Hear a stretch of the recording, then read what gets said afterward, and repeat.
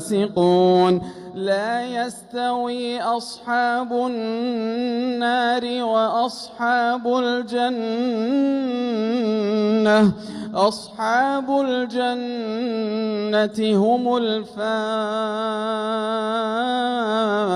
الفائزون لو أنزلنا هذا القرآن على جبل لرأيته خاشعا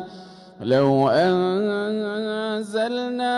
هذا القرآن على جبل لرأيته خاشعا متصدعا من خشية الله